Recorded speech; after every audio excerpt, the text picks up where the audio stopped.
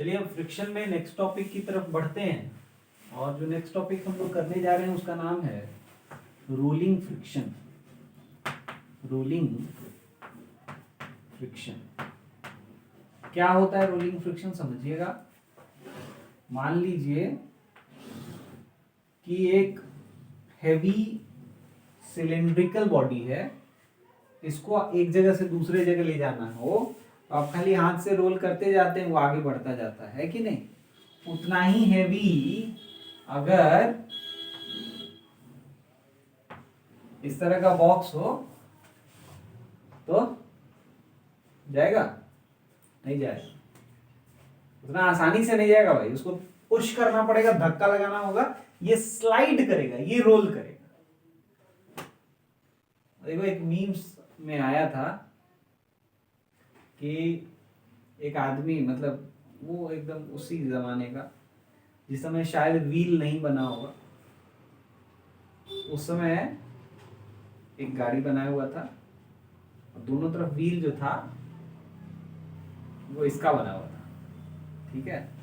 और एक कोई बूढ़ा आदमी इस तरह का व्हील लेके कह रहा है कि भाई साहब इधर सुनिए जरा, और वो जो ले जा रहा है सामान वो कह रहा है कि भाई मेरे पास टाइम नहीं, बहुत काम करना है, ठीक है। तो बेसिकली वहां पे वो ये कहना चाह रहा था कि अगर आप इस हार्ड वर्क की जगह स्मार्ट वर्क करेंगे तो आपका काम तो हो ही जाएगा और टाइम भी बच जाएगा। लेकिन क्योंकि आप वहां हार्ड वर्क कर रहे हैं, आपके पास बिल्कुल भी टाइम नहीं है इस बात के लिए कि कोई दूसरा भी उससे अच्छा तरीका हो सकता है सेम काम को करने का, जिसमें आपको ना उतना मेहनत लगेगा ना उतना टाइम लगेगा, ठीक है। और इसीलिए व्हील को one of the best discoveries of human kind कहा जाता है। अच्छा, जितना चीज आप देखिए हर जगह कुछ ना कुछ रोटेट कर रहा है, कुछ घूम रहा है, कहीं व्हील का काम है कि नहीं? तो ये व्हील बहुत ही इंपॉर्टेंट चीज है। इसमें फ्रिक्शन कैसा रोल प्ले करता है वो देख रहे हैं आज, रोलिंग फ्रिक्शन। देखिएगा, जब ये प्योर रोलिंग करता है, परफेक्ट दोनों बॉडीज हैं, तो ये जो पॉइंट होता है, एक बस पॉइंट पे कांटेक्ट होता है, बस एक पॉइंट। तो अगर केवल एक पॉइंट पे कांटेक्ट हो और रोल प्योर रोलिंग हो, तो ये दोनों एक दूसरे के रिस्पेक्ट में रेस्ट में रहता है। किस में रहता है? रेस्ट में रहता है। तो कोई मोशन का ना तो टेंडेंसी है और ना मोशन हो रहा है। तो बताओ फ्रिक्शन लगना चाहिए? फ्रिक्शन लगना ही नहीं चाहिए। एक बार जब हमने उसको मोशन में सेट कर दिया तो अब फ्रिक्शन लगना ही नहीं चाहिए। लेकिन फिर भी आप किसी बॉडी को रोल करते हैं तो आप देखते हैं हमेशा के लिए चलता रहता है? नहीं, रोल भी करते हैं, स्लाइड करते हैं तो थोड़ा दूर आगे जाके रुक जाता है, रोल करते हैं तो ज्यादा आगे जाता है, लेकिन फिर भी वो जाके आगे कहीं ना कहीं तो रुक ही जाता है ना। तो मतलब कि उसमें भी फ्रिक्शन थोड़ा बहुत तो लग रहा है ना। तो वो फ्रिक्शन कितना लग रहा है, क्यों लग रहा है भाई? जब रोलिंग फ्रिक्शन में यहाँ पे उसका मोशन का टेंडेंसी नहीं है तो फ्रिक्शन तो लगना ही नहीं चाहिए। ना तो स्टैटिक फ्रिक्शन लगना चाहिए, ना काइनेटिक या फिर स्लाइडिंग फ्रिक्शन लगना चाहिए। तो फिर यहाँ फ्रिक्शन लग क्यों रहा है? तो रियल लाइफ सिचुएशन में जो हैवी व्हील है, उस हैवी व्हील की वजह से जो सरफेस है वो थोड़ा सा नीचे दब जाता है। ऑब्वियसली इस डायग्राम में उसको एग्जेजरेट करके बताया गया है, लेकिन हल्का सा दबा हुआ रहता है। तो ये जो दबता है तो उसकी वजह से इसको ये ऑब्स्टेकल पार करना पड़ता है, और क्योंकि ये ऑब्स्टेकल उसको पार करना होता है तो उसको बाहर से फोर्स चाहिए, नहीं तो वो काइनेटिक एनर्जी का कुछ हिस्सा लेकर स्पीड के एवज में, मतलब स्पीड को थोड़ा रिड्यूस करके वो उसको पार करेगा। इसको मतलब ऊपर उठने के लिए उसको थोड़ा सा स्पीड को कंज्यूम करना पड़ेगा, और इसकी वजह से उसका स्पीड धीरे धीरे स्लो होता जाएगा एंड फाइनली रुक जाएगा।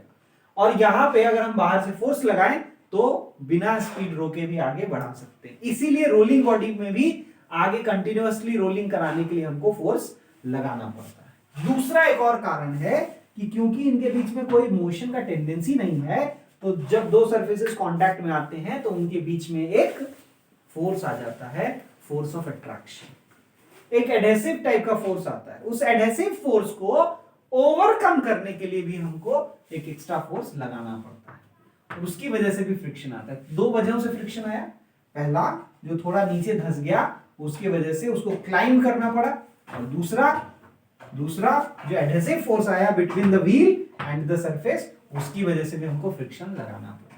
अब ये जो रोलिंग फ्रिक्शन होता है, मान लो एफआर से डिनोट करें, तो वो किन किन फैक्टर्स पे डिपेंड करता है।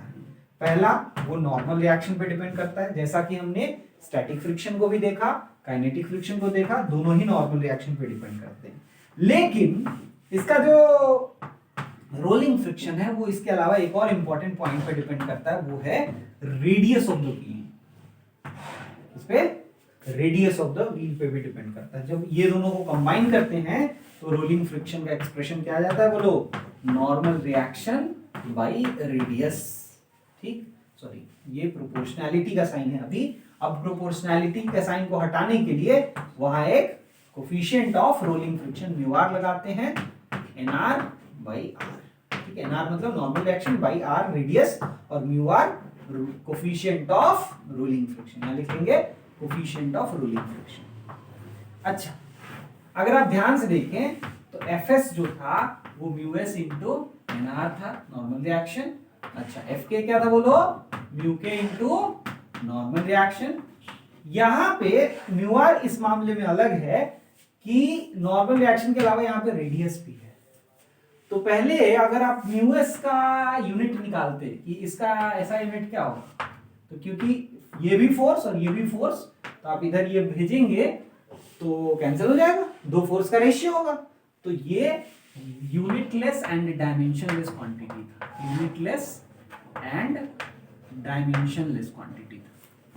ठीक है, लेकिन जो और म्यू के साथ भी वही था, लेकिन म्यू आर जो है वो यूनिटलेस डायमेंशनलेस नहीं है।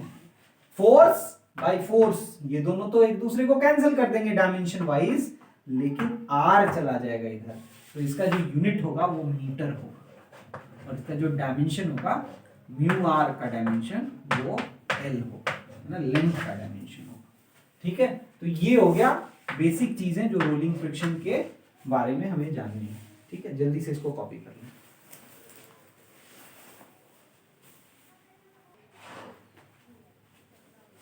चलिए आगे बढ़ते हैं, और नेक्स्ट अब हम लोग देखेंगे एक बहुत ही इंपॉर्टेंट क्वेश्चन जो फ्रिक्शन से रिलेटेड पूछा जाता है, वो है why pulling is easier than pushing.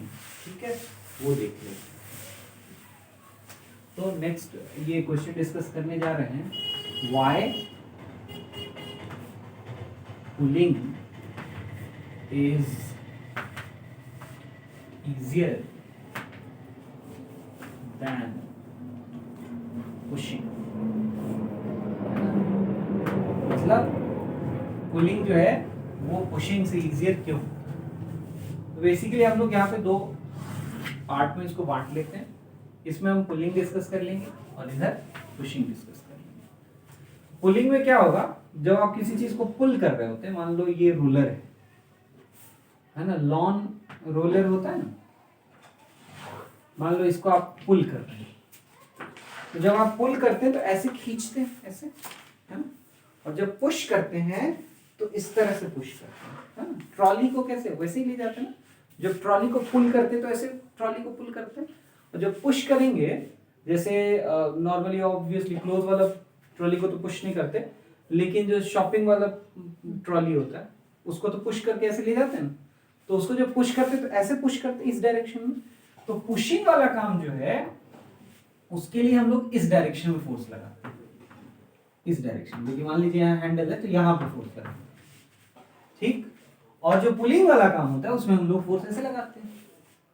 तो इसकी वजह से पुलिंग जो है वो इजियर हो जाता है और पुशिंग जो है वो डिफिकल्ट हो जाता है। क्यों हो जाता है डिफिकल्ट, समझिए। हम लोग यहां पर अगर ध्यान दें, ये मान लो हमने फोर्स एफ लगाया एट सम एंगल थीटा। ठीक, तो देखना इधर लग रहा है एफ कॉस थीटा, होगा कि नहीं, और ऊपर लगेगा एफ साइन थीटा, जिधर थीटा उधर कॉस थीटा, उसके परपेंडिकुलर में साइन थीटा। नीचे लग रहा होगा mg और ऊपर लग रहा होगा नॉर्मल रिएक्शन, फ्रिक्शन पीछे लगेगा, है ना। तो यहां पे अगर फ्रिक्शन की वैल्यू निकाले, मैक्सिमम वैल्यू एफएस मैक्सिमम, तो क्या आएगा सोचिए। एफएस मैक्सिमम जो यहां पे आता है वो आएगा म्यू एस इंटू एन। अच्छा, यहां पे एन के साथ एक गेम हो गया, N plus F sine theta दोनों मिलकर, एन और एफ साइन थीटा मिलकर एमजी को बैलेंस कर रहे हैं, है ना। तो एन का वैल्यू यहां पर एमजी नहीं रहा, MG minus F sine theta हो गया कि नहीं। तो एफएस मैक्सिमम जो होगा, maximum value of static friction, mu S into N की जगह क्या रख दें, MG minus F sine theta. बताओ क्या maximum value of static friction बढ़ गया कि घट गया? घट गया है। क्यों? पहले mg था, म्यू एस इंटू एमजी होता था, लेकिन अब mg minus F sine theta हो गया, तो अब डिक्रीज हो गया कि नहीं। ये वैल्यू कंपेयर करो यहां से इससे, म्यू एस इंटू एमजी से। अगर नॉर्मल हॉरिजॉन्टल फोर्स लगा रहे होते तो नॉर्मली एन जो होता है वो mg के बराबर होता है कि नहीं। तो एन अगर mg के बराबर होता तो maximum value of static friction कितना होता, म्यू एस इंटू एमजी। तो इसको ओवरकम करना होता। अब उससे कम फोर्स को ओवरकम करना है कि नहीं, कुछ सब्ट्रैक्ट कर दिए तो कम हो गया ना, डिक्रीज हो गया वैल्यू।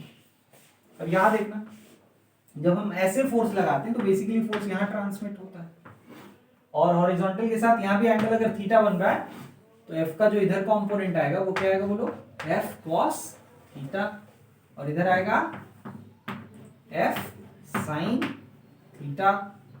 ऊपर लगेगा नॉर्मल रिएक्शन, इधर लगेगा फ्रिक्शन, और नीचे एक और चीज लग रहा होगा ना mg। तो यहां देखो नॉर्मल रिएक्शन के साथ और बड़ा गेम हुआ। नॉर्मल रिएक्शन को इस बार mg और f sin थीटा दोनों ही बैलेंस करना पड़ रहा है, mg plus f sin theta दोनों बैलेंस करना पड़ रहा है। तो n बढ़ गया है, तो बताओ fs मैक्सिमम बढ़ जाएगा कि नहीं बढ़ जाएगा। fs मैक्सिमम क्या हो जाता है, म्यू इंटू n, तो equals to mu into n की जगह क्या, mg प्लस f sin। तो क्या लिख देंगे कि in case of pushing the maximum friction which we have to overcome is greater than in case of pulling, and hence it is easier to pull than to push. Clear है? जल्दी से लिख लीजिए।